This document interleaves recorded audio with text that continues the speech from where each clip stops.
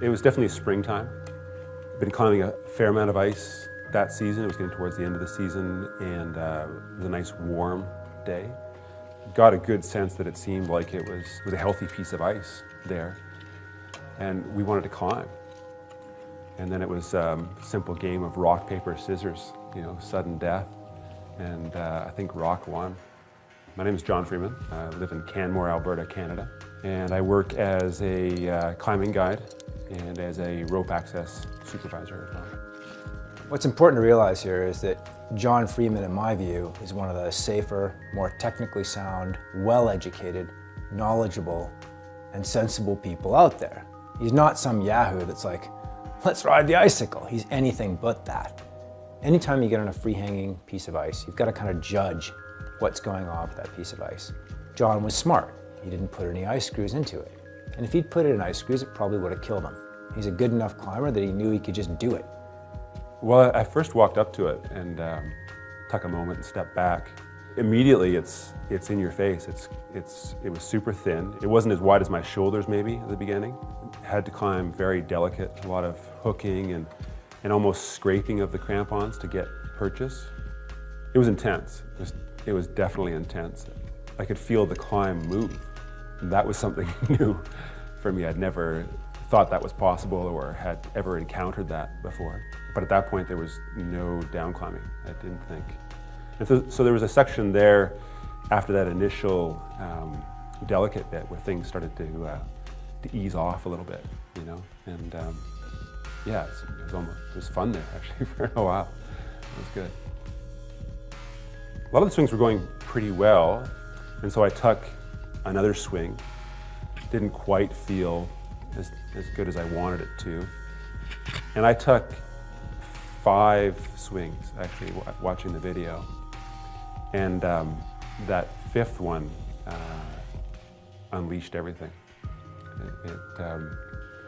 Yeah, things changed dramatically when the 5th swing hit the ice. It was fast. Yeah, it was really fast.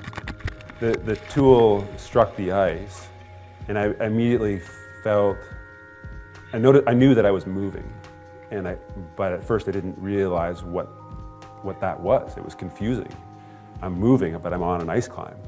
Yeah, I just remember the sound of the ice breaking, and then that sensation of movement and the realization that this whole thing was collapsing, and there was nothing that I could do about it. The ice, the sharp pieces of ice just dig into my body as I was sliding along the ground.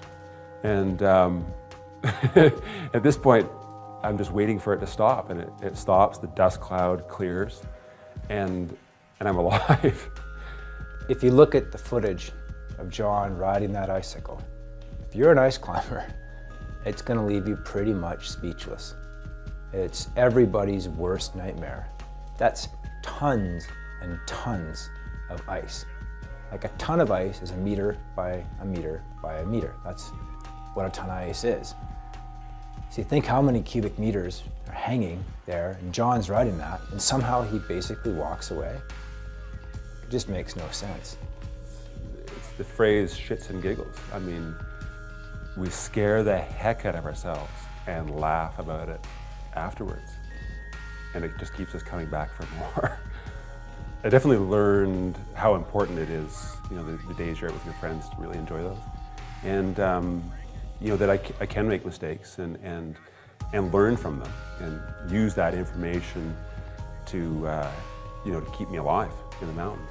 You know, I've talked with a couple of friends and I've thought about it, what other possible scenarios could have occurred. Being that I was on the climb and that it collapsed, what other scenarios?